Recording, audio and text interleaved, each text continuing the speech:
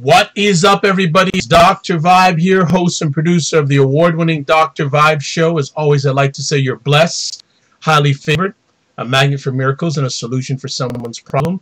Also know I'm a certified empowerment coach and president and CEO of Express Your Vibe Coaching and Communications.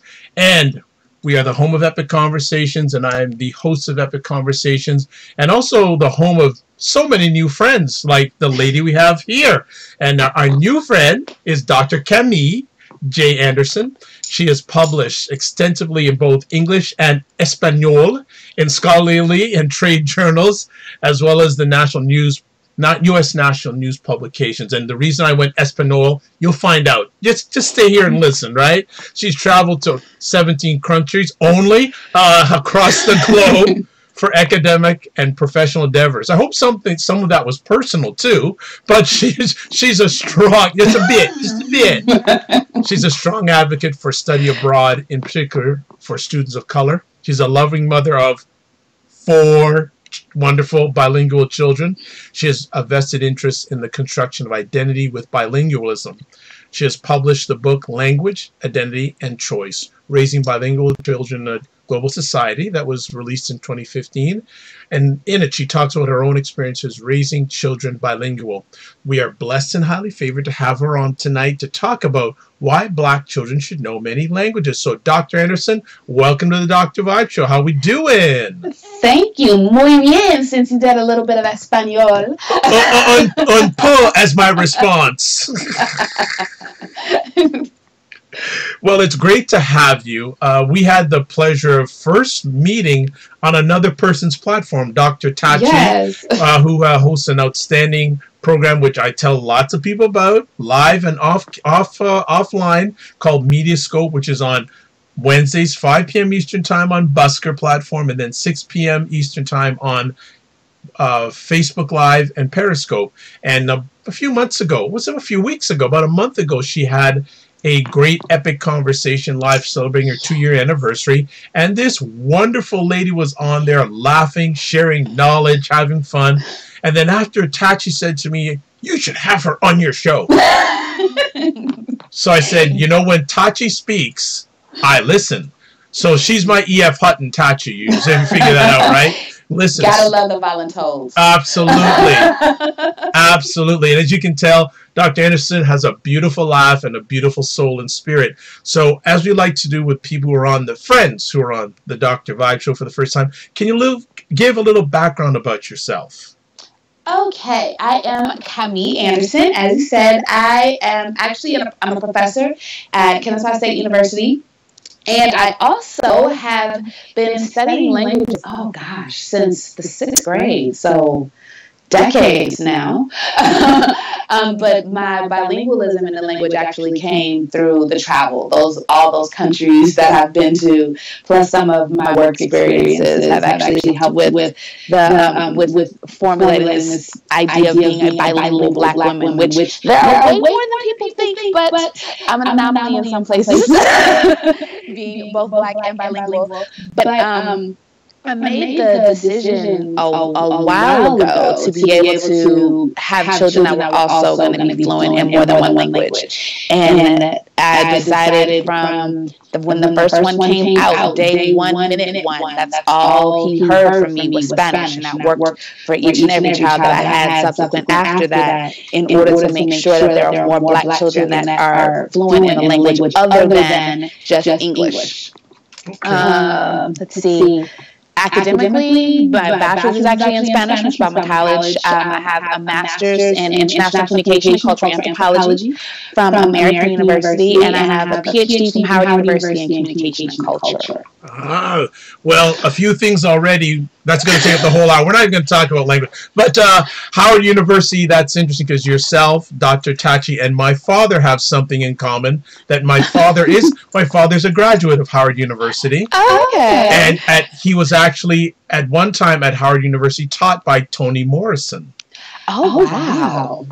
Yes. That's awesome. So there you go. So now I'm a little green. No, you're Dr. Anderson. So that's what you're all about. No.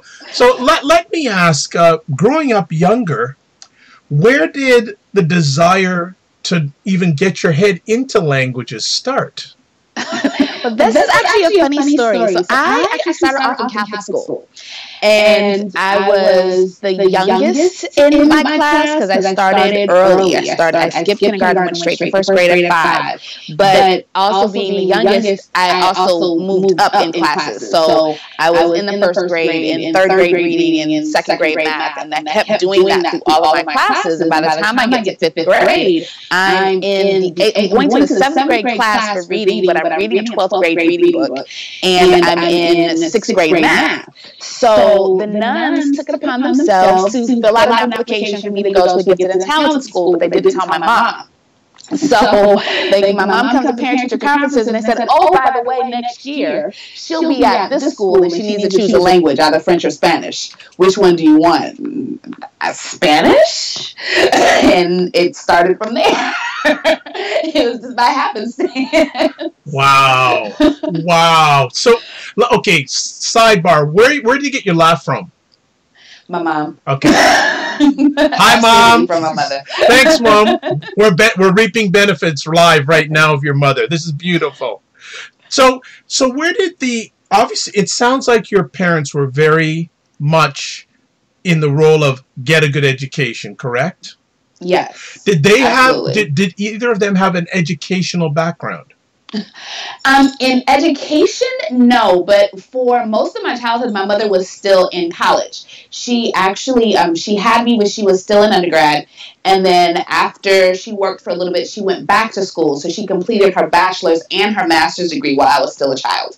So I spent a lot of time on the college campuses in a lot of college classes because that's just how childcare worked in the 70s and 80s. You just kind of put the child in the back with the crayons and just kind of give that little mother look to the back if I moved around too much to make sure I stayed quiet so she can take her notes or take her exam or whatever it might be. And then never anything formally in terms of the field of education, but always around educational things. Sitting with her when she's writing her thesis and when she's having these group sessions and all of this, that, and the other. So always around educational things. Okay. What has your mother, during her journey and your journey, what are some of the things that she has taught you that you still instill in your life today? Oh, fortitude, absolutely. The way in which, she would send me away for the summer so that she could be able to catch up on work and saving money and making sure that, she can get whatever classes she needs to get done without having to necessarily worry about me. So I spent lots of summers in D.C. with my grandmother because of that. Being able to get the right tribe, because I didn't realize until I was much older how much all of the many godmothers that I actually have in my life were responsible for a lot of the things that kept me living, essentially. Sure. Winter coats, school clothes, things like that, because that was the tribe that she had around her. Childcare in a pinch, because she had a test that she needed to study for. She needed to finish writing a paper, so I would spend hours in my godmother's apartment that was a couple floors down so my mom can write, and just hanging out with her, not realizing that that's really what was going on, and didn't really find that out until I got much older. So the whole idea of being able to stick with something, but then also making sure you have the right people and the right support around you in order to make sure that it happened. Excellent. So taking the languages in college, university, etc., was it challenging at all for you? Yes, it was. When I first started off, you couldn't tell me that this was something that I was going to be doing for the rest of my life. I got the grades, I did well in school just because I was going to do that. But understand the conjugation trips me up like it tripped everybody else up. And it wasn't anything, I didn't have this natural ability to just excel. I had to work hard at it just like everybody else did. And even when it came down to when I got to high school and taking some of the upper level classes, the pre-AP Spanish and the AP Spanish, I sat in the AP Spanish class and I did really well on it, but I made the choice, no, I'm not taking that test. Because I'm not real sure what's going to happen. So I'm good. I'm glad I have the AP on my transcripts, but I'm not going to take the test. Excellent. All right. Well, graduating with all that stuff. Okay, you graduated, you come out. So what did you decide to do? Like, when did you decide to take it to this level? Okay, so when I finished undergrad, I actually finished early. So I graduated in December of 96. Although my class year, I still claim the class year of 97. And so during that time, I was like, I need to work. I can't just be in Atlanta, just hanging out, chilling. I got to be able to still pay rent if I'm trying to stay here. And I found a job in the newspaper, still old school classified. There was a hotel company that was looking for someone who was bilingual in English and Spanish. I had a degree in Spanish. I had just come back from study abroad in Oaxaca, so I applied for it. And I got the job because of that Spanish ability, and I was working for Palace Resorts in Cancun and Super Clubs at the same time. I was and you came back? And you came back? Okay, all right. I was based in Atlanta. So all right, still here. We just traveled to those places a lot. So I was going to those hotels on a regular basis for site visits and all of that type of stuff. And those how we do the press junkets, trying to get travel agents to want to book the hotels. So of course we host them to come down and see the wonderful amenities that these hotels offer. But because I was the person that worked in the base office, I had to be able to speak both English and Spanish in order to be able to communicate with both hotel chains. And to help the travel agents that were working with us to be able to communicate with them as well. So I did that. I said, okay, I can probably do a job in language. And the question always come up, do you want to teach? No, I'm not teaching Spanish. Who does that? No, I'm not trying to teach. I just want to do stuff with language. Right. So I get my master's degree. And after my master's degree, I actually found another job with Catholic Relief Services, which is a relief development agency based out of Baltimore. So I was working for them as their media relations specialist for all the Latin American programs. I was in charge of all of that stuff. So I did a lot of traveling back and forth to all our countries where we had focused programming. So going to Guatemala because they were still recovering from the drought that was there. I dealt with Colombia because of what we were doing with the displaced folks that were there. I took a couple of press tours to different countries. We did some stuff in Haiti and the Dominican Republic because of the whole migration issue. And then I had to spend about a month and a half in El Salvador after they had that huge earthquake in 2001 in order to help them to get their press packets together to be able to report out what was going on and how that particular office in San Salvador was working to address the issues of the earthquake. Wow. Wow. Okay. So what did you find out about yourself during all that journey, or the journeys you shared with us? And that's actually what got me to writing about my dissertation at Howard, because this whole idea of what does it mean to be a Black woman going to all of these places. Prior to me going to Colombia, I had no idea that there were Afro-Colombians. But I get down there, my first trip to Bogota, I'm supposed to be meeting with the bishops. So I go to meet with the bishops, and the first person to greet me was a Black man who was from one of the northern cities in Colombia, and trying my best to mask my surprise, my excitement, my oh my God moment, and still try to be, poised and professional. Hi, how are you? Encantada to me. but realizing that there was so much more, and being able to hear the stories of all the Afro-Colombians and talk about what it means to be Black in Colombia and how they were experiencing all these various types of oppression and marginalization, not just from the governments, but from the other entities that were present in Colombia in the late 1990s, early 2000s. We know what that stuff was. But the marginalization that happened with them on those sides, and really having this one-on-one about what it means to be Black in the midst of all of that.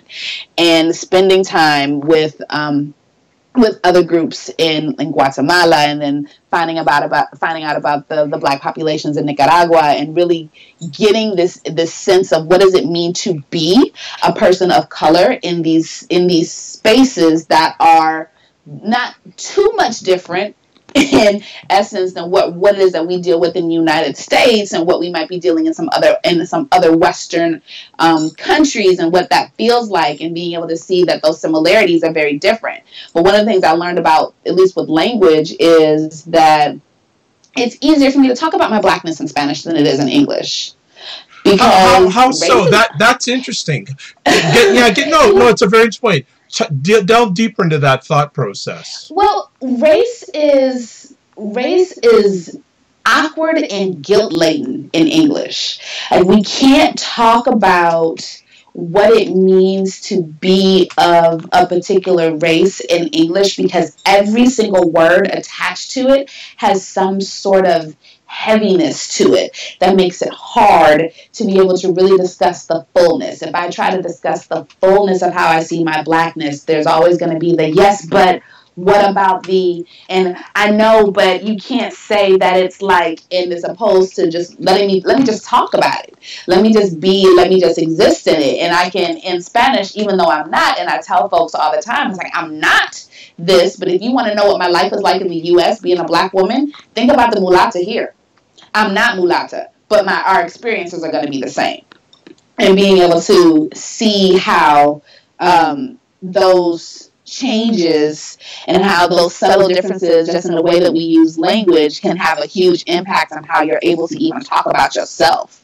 And I feel more comfortable talking about who I am as a Black woman in Spanish because there are more words available to me that reflect not just the experiences, but also my feelings towards those experiences. Wonderful. There's so many different avenues you can travel down tonight. So I'm praying that we're getting a part 2 of this. So let's continue on this journey. When did you decide that it was important to raise your children bilingual? It was always in the back of my head, I'd say from grad school, from like my master's program on, but I wasn't really sure how this was going to work. After I left Catholic Relief Services, I actually left Catholic Relief Service to be a career-changing teacher in the school system. So I went, they had those programs, those special fellowship programs where you're not necessarily in education, but we're going to train you to be a teacher because of the need, and your experiences can help with that. So I trained to become a Spanish teacher after working with Catholic Relief Services for a bit, and then seeing those students actually help to really say, okay, I got to make sure that there's more stuff happening for Black and brown children when it comes to language, because I'm teaching these children I was in Prince George's County, Maryland, and I was also in DC. And it's not that they didn't know that language was necessary, but they didn't see the value of it outside of school. Well, what does this matter? And having these, I changed the whole way I taught the class. I would have what I call Culture Fridays with these students in order to make sure that they saw, no, these are the Black folks that are in these Latin American countries that are doing things in Spanish. We had a whole unit on Afro-Cuban hip-hop in order to make sure that folks are able to understand that there are folks that look like you, that act like you, that do the things, that are interested in the same things that you're interested in. It just so happens they speak Spanish, and helping them to see the value of that. And the more students that came through my classrooms, the more I kept saying, there's got to be another way for us to make sure that there's some more urgency around Black children being able to speak more than English. And then once my now husband, then boyfriend, started talking, he was like, I've always wanted to have bilingual children. And I said, bingo, yes, that is exactly what we are going to do. That sealed the deal. That sealed the deal with him, right? That is going to happen. And so I started doing more research and looking at things a little bit more intensely. What does this look like if I was to raise bilingual children? What needs to happen in the house in order to make sure that this works? Where do I need to be working? What does he need to be doing? And started really looking into what that meant, and then telling them, was like, look, if this is what we're going to do, this is what it needs to look like in order to make sure that they're actually successful. This is what we need to do at home. These are the types of things we want to try to find for them outside of the home, if possible, in order to keep this going, so that we can say that more than bilingual, but actually biliterate, where they can read, write, and speak in both English and Spanish equally. So it was a conversation that kind of, I've always dreamed of. Yes, take this dream and make it a reality. Yes, let's do this. So going back to these culture days that used to have at the school level, what was the initial reaction of the community to those things? At first, the first time I introduced it, because I eased into it. So the first thing I did is I said, we're going to play West Side Story. So we played West Side Story, and we're talking through this movie, but we're talking about it from a different perspective. And we're talking about, well, what is this thing? What was the tension that was happening between the Sharks and the Jets? Why was there this tension? Have you seen this before? What does it look like? Well, why do you think that they felt this way about the Sharks the way that they did? And hey, did you know the person that played the girlfriend, not Maria, but the other one, did you know that Rita Moreno, she's the one that was in there? Did you know she's got black in her? Let's look at some of these actors. And then I pull the actors up and I pull some of their bios and start talking about those things. And so I had to ease into it. But once I did, they looked forward to it. What are we going to find out about the black people in somewhere else now? Well, where else? Or they would come and ask you, well, at the time my maiden name is Carrie. It's like, well, Miss Carrie, what are we going to talk about today? Well, they got black people in Mexico. Actually, yes, they do. Let's talk about it. And being able to help them to start asking more questions, and then telling them, hey, did you know that there's an entire African country where the national language is Spanish? What?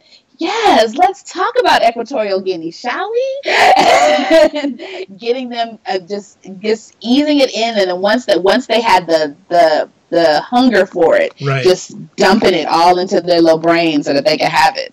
Nice. So the curiosity. Mm-hmm. Very much. That's a very interesting story. So you're doing. You mentioned about your family. What are some of the things you do as a family, you and your husband, to make sure that your children are the way they are? They can relate in two different languages, two different environments. Because ironically, a few weeks ago, I had a gentleman who's an African American who lived in Chicago with his family, whom has moved to Mexico to give his children, both boys, a different perspective on culture, etc. So what are some of the things that you have done or are doing right now to foster that mindset within your children, for children? Well, one of the things that we do is we split the languages. So he speaks to them in English, I speak to them in Spanish. So one, to help them with the rules, and then two, to make sure that they're able to listen and attune their ears in a way where even if they might not know the word in either English or Spanish, they still get the right grammar sequence. That should happen when it comes to being able to learn the language. Then it was just a matter of, I'm in Atlanta. We've got pockets and huge pockets of black populations, but then being able to find, okay, are there other schools that offer dual immersion programs? And we actually lucked up in finding a trilingual school that was black owned and black run, and we put our oldest son in there first, and then we brought our second son in there afterwards, and they were learning English, Spanish, and Chinese. It was a full immersion school. They had, I think, maybe 10% of the day was English. 10, maybe 20% of the day was in English, and everything else was in either Spanish or Chinese. When the twins started coming, we knew the twins were coming. We knew we had to make some financial adjustments to that, but we were able to find a public school that was also dual immersion that we were able to put the oldest child in, while we were able to still work in founding a preschool for the other three that was dual immersion. So trying to make sure that they were in language all the time, but then also making sure that first and foremost they knew that the language was going to come from us. They knew that they were going to get that English and that Spanish from us regardless, because you never know what happens with programs. Schools work, schools don't work, they succeed, they don't succeed, and you still got to be able to make sure that you can keep that continuity going with them in order to make sure that they keep the language. What if Have there been any challenges along the way? Oh, yeah.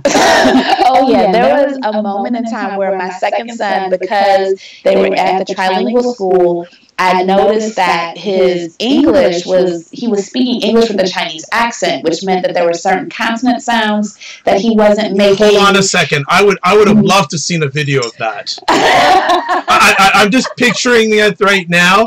A child of color speaking English with man, do you have any videos? I don't have videos of that, unfortunately. Oh, man. Man, could you would take your brand up another level if you had some of those videos? So he's speaking, and there are consonant sounds that he's missing, and I went into mommy panic mode as opposed to linguist panic mode. So in mommy panic mode, I was like, oh wait, we've got to model this English a little bit better. Let me allow him to hear me articulating these things. So, and once he was able to get back on the sounds and he was able to get those consonant sounds, he was able to master them a little bit better.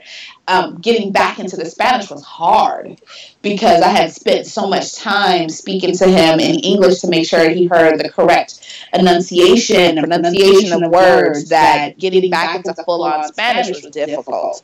But I was able to work it. I was able to use the twins. The twins ended up being an excuse because the twins were born shortly thereafter. Hold on a second. Can I just quote that? The twins were an excuse. Okay, go on. Keep on going. Yeah. All right. So because they were babies, and I wanted to make sure that they heard only the Spanish the whole time. So because they were newborns, that's all they were getting was the Spanish from me. So I was able to kind of ease back into it with the middle child, and making sure that he was able to still get the Spanish the way that he was supposed to, and it made it a little bit easier. But there was a rough patch where it was touch and go whether or not we were actually going to keep the Spanish or not, because I was having a hard time getting back into the groove. Right. Okay. I want to spend the rest of this epic conversation chatting about bilingual brown babies, what you're trying to do in the future. So let's start. So share a little bit about bilingual brown babies with us. So Bilingual Brown Babies is an organization that I have founded and created in order to increase the number of Black children who are fluent in English and Spanish. English and Spanish because those are the two languages I have. In my grand dream, it'll be more than just English and Spanish. But for right now, since that's where my wheelhouse is, that's where the languages are. And what I do is I work with those parents that see me in the store speaking to my kids, and they ask me, well, where are you from? And I say Wisconsin, and they're kind of shocked. And being able to understand that I'm not Latina, I do not have a Latina background, to my knowledge, who knows with the way that genetics works, but to my knowledge, I don't have that ethnic heritage, but I still am making it a point to make sure that my children are able to speak and speak well, not just the Anglified version of Spanish, but they actually have the accent and the intonations and the whole bit. And when parents are interested in doing that, I do all that I can to support them being able to be bilingual and biliterate in English and Spanish. Excellent. It's a movement, is what I like to call it. I can tell you that. I can feel that. Now, let's look at this now, because what are some of the pushback you get when you are sharing with parents of color the aspects of having their children bilingual? There must be things that you get pushback on in regards to. Share some of those. A lot of the pushback comes from parents that don't speak Spanish. They're like, I don't want my child speaking a language that I don't understand. But part of the indirect cost, I guess, of being a part of Bilingual Brown Babies is one of the parents, somebody's going to have to learn the language. Because in order to reinforce it, in order to make sure that they're getting it and they're getting the practice that they need, somebody's going to need to start learning these words with them. So the indirect cost/benefit is that you're going to end up getting the language anyway, and they're not going to be able to go beyond what you know when it comes to how you're working with them. If you only know how to say siéntate, then that's what they're going to learn. And they're not going to learn too much more if you don't teach them much more than that. So there's pushback in terms of not knowing the language. Then there's pushback in the classic joke/pushback. Well, I need my kids to master English, and I need to get them out of Ebonics. And it's like, well, Ebonics isn't really a language, but that's a whole other conversation. Okay. All right. But so then there's that where and then this whole idea of we just don't do it. We don't, there's not enough of us, or not enough models, or not enough examples of those of us that speak another language. Or there are models and there are examples that people just don't know. You're talking about the friend of yours that moved to Mexico for his 2 sons. That's the exact same thing that happened with Felicia Rashad and Debbie Allen. That's why they speak fluent Spanish. Their parents moved them to Mexico for exposure and to be able to get the language. And most folks don't know that. Most folks don't know. They remember Felicia Rashad speaking Spanish on the Cosby Show, but they don't really realize how deep that actually went. It wasn't just that she learned how to say that because they were her lines for the week. It's something that she knew. Something that was a part of how she identified when it comes to her linguistic repertoire. Wow, I love that linguistic repertoire. I love that. Sounds nice. But so what do you say to a parent or parents that say, hold on a second, my child is having a difficult time trying to master English. Why are you throwing Spanish into the mix? Won't that cause confusion? No, actually, it actually helps it a whole lot, because the ways in which they have to learn how to speak in Spanish and learning those rules of grammar that we don't think about. Like, we don't necessarily talk about definite articles and subordinate clauses on a regular basis, but in order to learn Spanish, they need to know what those things are. They need to know what a subjunctive verb is, and it actually helps them being able to have that extra language as a part of how they're able to communicate. Actually helps them with reading, helps them with their test scores. The public school that my oldest son was in just last year, they were at the bottom in the state when it came to testing in terms of reading and ELA. Wow. And they just tested their inaugural class of dual immersion students. This is a majority Black school. They took the milestone for the first time this year, and the test scores for that school went up by 20 points. Congratulations. Just because they took the test. So now, for those who don't know, I'm based in Toronto, Canada, and Dr. Anderson's in Atlanta. So I'm going to ask these questions because I just don't know, but I want to find out what majority of public schools in America, off the top of your head, offer Spanish. Oh my! Oh my! You went there. You went there. You went there. There are lots of schools that offer foreign language and Spanish being that primary language that they offer. I think the gap is the expectation of our students in America is not to be bilingual. That's not the expectation. The expectation is exposure. So although we have these outcomes where we want the students to be able to communicate this way and be able to say these sentences and understand how to express these particular types of emotions and the language, after graduation, there's nothing to say, keep that up. It's really, the way it's even presented to the students is, you need to take foreign language in order to graduate. Not, you need to take foreign language because this is going to be enriching, it's going to help you in terms of the workforce. Did you know that if you keep this up and you become bilingual, you can make upwards of $7,000 at minimum more than the average person that doesn't speak a language? They don't have those conversations. It's, do this to graduate. And much like everything else, they get it and it goes in one year and out the other. And they're reteaching the same stuff every summer after every summer for the same reasons that they're teaching all the other subjects over and over and over again, and it just doesn't stick because we don't have an environment that supports them being able to be more conversant and not just, oh yeah, I took that in school when it comes to foreign language. Okay, so educate me some more here. Is it required in public school to? Not all schools require it anymore. Okay, because I can relate to this because I took French until the end of high school, and then I took it at the end of high school. I only got like 70-something%, and I said, if I take this in college or university, I'm going to get slammed. I never took it again, but I still have this longing to take it because for many people who may not know, Canada has two national languages, English and French. And Dr. Anderson is right that in any position that you can speak both languages, you're making more money and you have a lot more access because you can communicate with a wide group of people. Right, exactly. Exactly. One of the things that I tell my students, used to make the joke with my students when I was teaching in DC. They're like, well, if I need somebody to speak Spanish, I'm just going to hire an interpreter. And I say, well, hire me. Because I know what you know and what you don't know. and I know what I'm going to ask you for when it comes to money. I will be your interpreter. You just better make sure you learn enough Spanish to make sure I'm not jipping you. Wow. So in the initiative that you've started already, have you had any major wins that you'd like to share with us? I have. Actually, there's a mom that's in the group. Her husband isn't as involved, but he's involved in the background.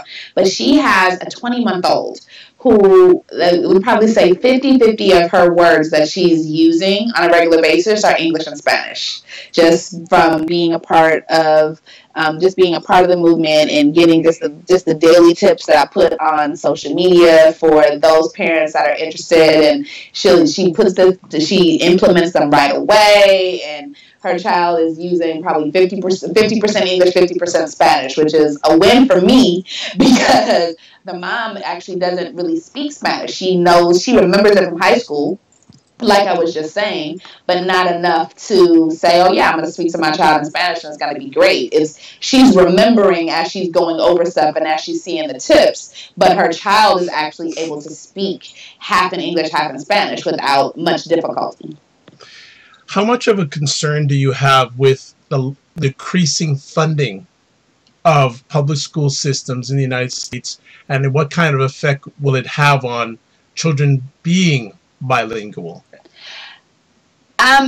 In terms of the education system, I am dismayed by the decrease in funding and what that's going to mean when it comes to foreign language. Now, on the bilingual brown babies profitable side, it's an awesome thing. But when it comes to children being able to have what they need to be competitive and being able to have equal access to that's the biggest thing that dismays me. That the fact that the only way these children are going to be able to get access to something like foreign language because of this decrease in funding is going to be dependent upon what their parents can afford, and that already puts a lot of the children that I'm trying to reach, the demographic that I'm trying to reach, it puts them out. And it makes it really difficult for them to be able to see the value. Because if it's a choice between, we've got these things that are high priority, they say that you need to study for your SAT, so I need to get you these SAT prep classes. I can't be bothered with these foreign language things. I don't see how that's going to help. I can see how you going into these SAT classes will help you. So this is what I'm going to put my money towards. And then they end up losing out on the foreign language because of it. So being able to see what those priorities are versus the education system making it a priority. You mentioned the target market for building brown babies. What is the market you're looking to attract? I am looking primarily at Black children because our children are, and I'm saying Black in terms of not just African American, but just across the globe. Our children tend to be the first ones to get excluded from such opportunities. Granted, we have a lot of middle-class families in the United States, but not all these middle-class families know about the opportunities that are available to them when it comes to language and language learning. They think that they're shown the tutor and think the tutor is the only thing that they have and the only thing that they need, but a tutor doesn't teach you language. A tutor just helps you with whatever class you're in that's in language, and not really having the access to all these opportunities to be able to make sure that they can speak another language just like everybody else can. One of the things I try to tell parents on a regular basis, and they're in Senegal. I've been to Senegal twice, and talking with the folks that used to be teachers there, the whole idea, English was a reward after they learned 4 other languages. What? Once they got those other 4 languages mastered, then, oh yeah, now you can learn English. And we don't do that same thing in the United States. So that brings up a very interesting conversation piece. Why do you feel that there is such, in your opinion, a lack of attention to language by many people of color? Where does that come from? Where does that originate from? I personally think that it has a lot to do with the ways in which ethnocentrism is ingrained in us when it comes to society. Like, we tend to be more ethnocentric than the folks they would assume are ethnocentric. Because we tend to know the English is the way to go because that's the language that we speak, or French is the way to go because that's the language that we speak. There's really no need for me to have anything else because we're the dominant ones, and if we want to make sure that we keep that upper hand, then we need to just make sure that everybody comes to us when it comes to how we speak. And the way that we've adopted that mentality is interesting to watch, but it's also fun to counter and be able to dispel and try to break down those barriers so that folks can actually see the value of and even the benefits of being able to have more than one language and not just the one, because just the one is going to get you places, but having two will get you farther.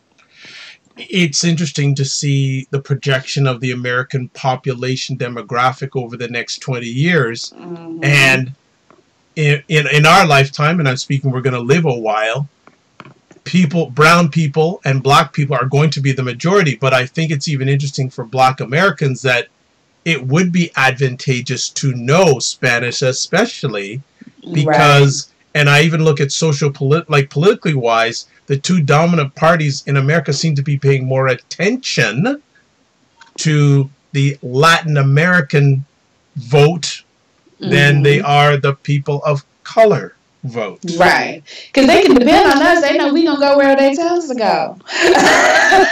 And I don't mean to say that in a crass way, but you're true. You look at political history, that's what happens. You have the voices that say this is the way that you need to align yourself, so we align ourselves in that way.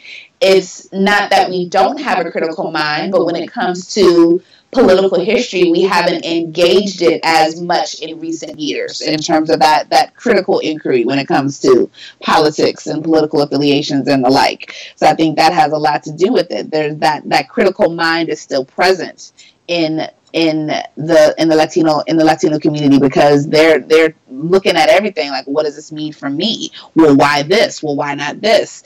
And there are those of us that do ask those questions in the African American community, but I don't think we ask them enough, and I don't think we ask them in mass. I think it's one or two voices here and there, but there's rarely a huge collective of us asking the same question. Do you feel that in the future that thought process will begin to change, that a number of African Americans will broaden their thought process and broaden to look into other cultures, such as a Spanish culture? I think yes. Do I think it's going to happen overnight? Probably not. But I do think that there are enough folks that see the advantages, the benefits, the ways in which this type of socio-political posturing can actually help in terms of making sure that we're able to move in particular ways. We can advance the people by working with other people.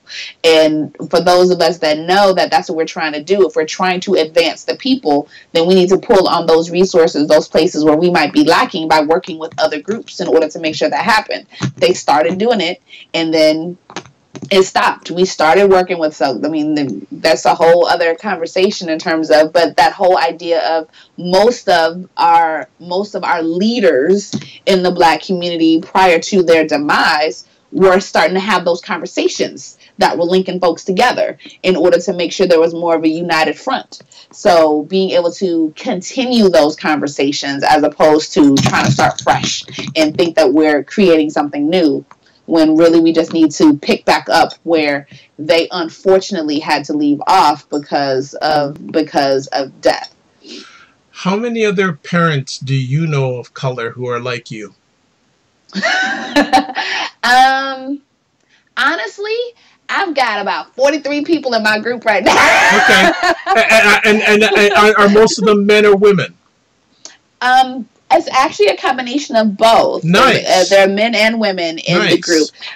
Some of the moms are a little bit more active, but actually I just talked to a couple this weekend about some of the ways in which I can help them become a bilingual family. And it was the mother and the father, and they're both equally engaged and equally involved in how that was going to work for them.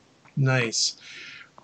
When you speak to parent or parents of this, what are the positive attributes you share about them, about what you're offering and what you're hoping to, what you will achieve for them? Not hoping, what you will achieve. What are some of the positive attributes you say, this is what you will gain positively with being a member of Bilingual Brown Babies? Well, I tell them that of course the exposure to the language that they weren't going to have for them. But the biggest thing is that idea of being competitive globally and being able to know that, showing them these are the jobs that are looking for bilinguals, that are looking for folks who are bilingual. And when you're thinking in terms of, you assume that it would automatically go to someone of Latino descent, but it doesn't always, because there are ways in which there are Americans who are fluent in 2 languages, and the American can write better than the Latino, because they might have spoken Spanish at home, but they've been here most of their lives, so they don't have the same level of being able to communicate in the written word. So there's that competitive advantage there. There's also the idea of allowing them to be able to know that they have no limits, that they don't have to restrict themselves to just finding a job here in the United States. They can find a job somewhere else if that's the language that's spoken. And then there's a little bit of pettiness to it too, I'm not going to lie. Just being able to say, just think about the fact that you have this Black child that can speak 2 languages and people don't expect it. And then all of a sudden they're in the midst of, they're at a restaurant or you're out and about and they just start speaking Spanish to someone else, and the looks of surprise that come across people's faces, because I get it all the time, even with my own kids. When they start speaking Spanish, people get, oh my goodness. And there's a little bit of that I get in my head about it, but at the same time, being able to show what that means that folks have to also now be aware of the fact that it's not just that Black kids only speak English. They can speak other languages now. So govern yourself accordingly, because we can communicate in more than one language. And it's not just about you being able to think that, well, we're not going to be able to get beyond this point. We can actually go further because we have that language. And don't you want your child to be a part of that? Of course you do. So come on, get on board this movement so that we can be able to push this notion that we can only go so far. We can go so much farther than people are giving us credit for. So let's show them how far we can go. In these times of the social political climate in America, do you feel that this is probably the best time for people of color to do what you are proposing they do for their children, and why? Absolutely. We have absolutely no idea what's getting ready to happen. We need to make sure that we're prepared for any and everything. And it's not just about being able to bunker down somewhere because of whatever political things are happening between nations, but also being able to feel comfortable enough, being able to pick up and move and go somewhere else. Being able to feel comfortable with, if we have to go to X, we'll be okay because we've got this language under our belt. If we need to pick up and go to a different location of the world, we have options now because we speak more than one language, and those options are going to open up more places for us to be able to go to. We don't have to just restrict ourselves to those English-speaking parts of Canada and the UK and maybe Ireland. We can go to, we have 25 countries in South America. We've got all these other places where we can think about as options of places to go if we needed to. You've been to 17 countries. Yes.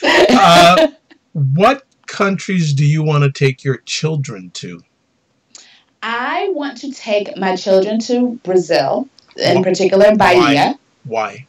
Because of the Afro-Brazilian population. I want to go take them to Salvador. I want to take them to Bahia so that they can be able to see what it looks like to at least demonstrate pride in what is African and what is African about the country and what does that look like.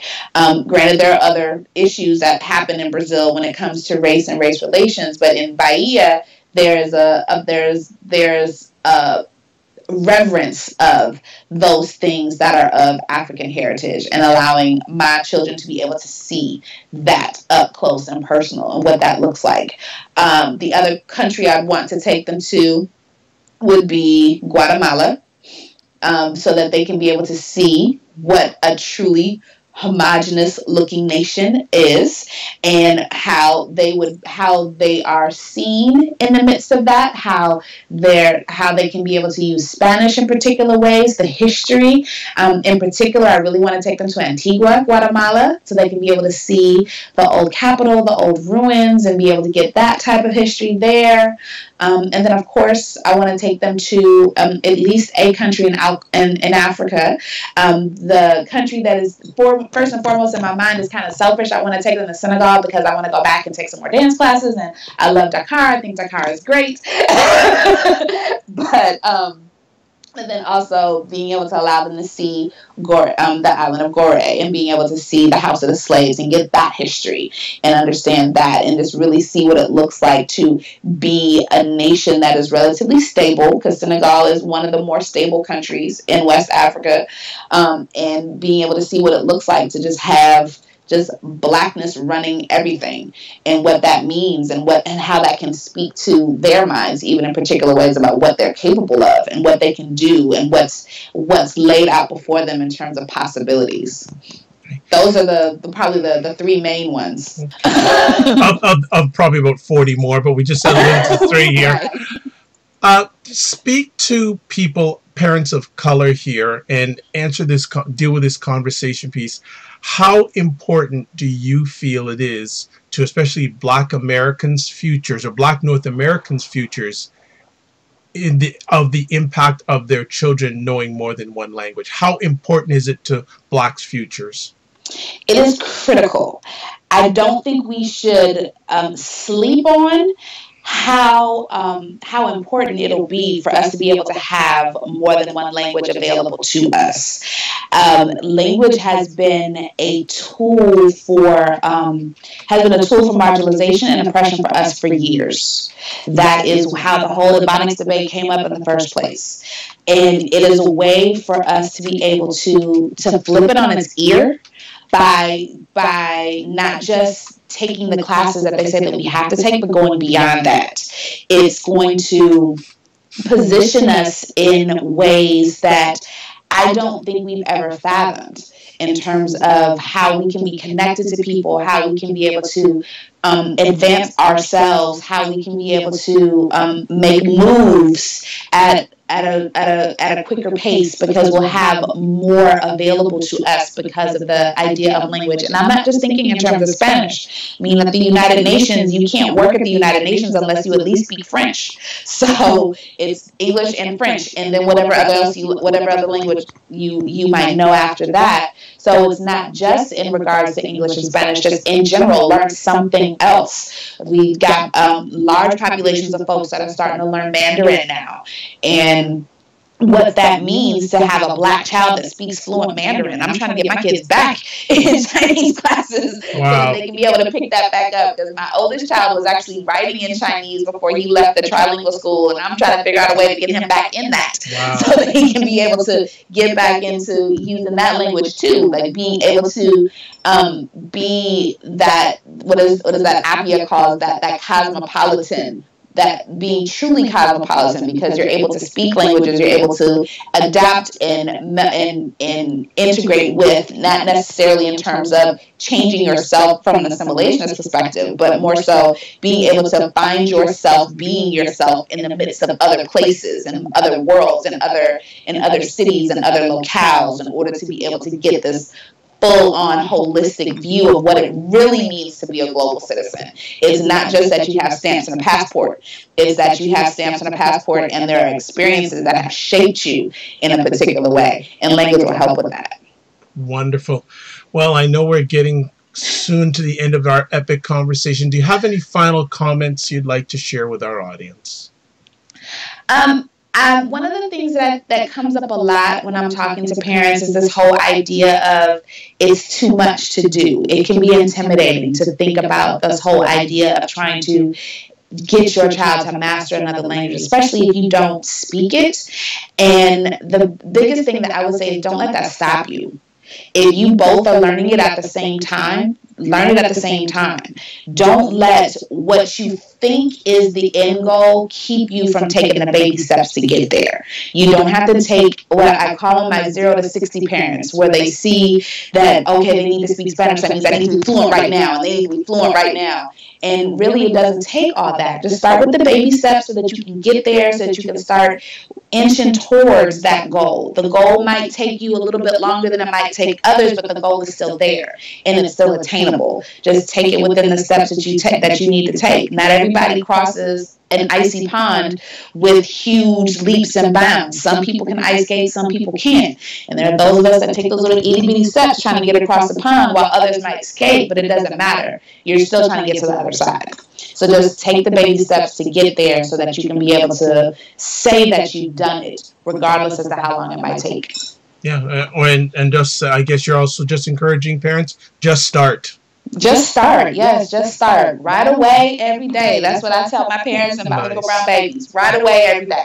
Nice, nice. Well, Dr. Anderson, I'd like to say thank you so much for taking time out of your 4 children schedule, your marriage schedule, and your education schedule to share with us on the Dr. Vibe show tonight.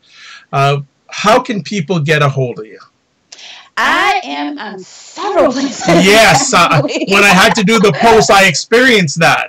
Yes. Okay. So I have an online community that is called Bilingual Brown Babies. There is a public page that I put tips on, and there's also a closed group for families that are truly interested in being a part of that. So you can find me on Facebook through Bilingual Brown Babies or the Bilingual Brown Babies Familia Bilingualita is the closed group. I'll give you the info. You got it. Thank you. Also, I'm on Twitter as Black Away From Home, and also with Bilingualitos, which is the Twitter page specifically for bilingual brown babies. On Instagram on the same things, but Black Away From Home and Bilingual Brown Babies. And I also have 2 blogs. I have the Black Away From Home blog that talks about Blacks and travel and identity, and then the Color of Language, which talks about race, language, and inclusion. Okay, actually, another conversation piece that came up. Have there been any reaction from the Latino community about this? Yes. I've had more so positive reactions than negative ones. But there are a couple of moments where I have been what I'm calling Spanish blamed by some folks in the Latino community, where they try to help me teach and not necessarily knowing what my background is, and that is a very polite and professional thank you very much, however, type of response. But for the most part, I get I do have positive responses from the Latino community that are just excited that somebody wants to help other folks speak Spanish. Okay, fantastic. Well, that is it. The end of another epic conversation on the Dr. Vibe Show, the home of epic conversations, and I'm the host of Epic Conversations, the award-winning Dr. Vibe Show. If you would like to touch base with me, the 3 best ways: Twitter at drvibeshow. There's also email dr.vibe at the drvibeshow.com. And also website address, The Dr. Vibe Show. That's drvibeshow.com. And I'm just thinking right now that Dr. Anderson said I'm on so many places, and when I go through this list, she's going to say, what is he talking about me? Listen to him. So if you want to catch replays of my epic conversations, the webcam wise, just go to the YouTube channel, the drvibeshow.com. We've got around almost 250 subscribers over the last 4 or 5 months. So thank you so much. So if it's in your heart, please become a subscriber. I put up at least 1 new epic conversation every week, at least. And if you want to hear audio replays, website address, there's also Apple Podcasts, TuneIn Radio, iHeartRadio, Stitcher Radio, Google Play Music Store, selected replays on thegoodmenproject.com and also WJMSradio.com. You can also know that I am a brand ambassador for Cuisine Noir magazine, which is the only African-American online magazine dedicated to African-Americans in food, wine, and travel. Maybe they should do a feature on you, Dr. Anderson. That would make sense. That'd be making a lot of sense. Also, I'm a certified empowerment coach, president and CEO of Express Your Vibe Coaching Communications. So if you would like a complimentary 30-minute empowerment session, please touch base with me, because I believe that the more empowerment you have in your life, the better life you'll have for yourself and the better you can help others' lives. And finally, I always like to say two things. Live your life as a dream. If you can dream it, you can make it. And finally, sometimes you have to get smaller to get stronger. So we have another epic conversation, ironically, coming up on August 30th with someone named Tachiada. I think she knows Dr. Anderson from somewhere. And of course, I recall. Passed on once or twice. Yes, and as you notice, I did not ask Dr. Anderson any juicy stories about when they ran together. They still run together, but that goes offline. Sorry.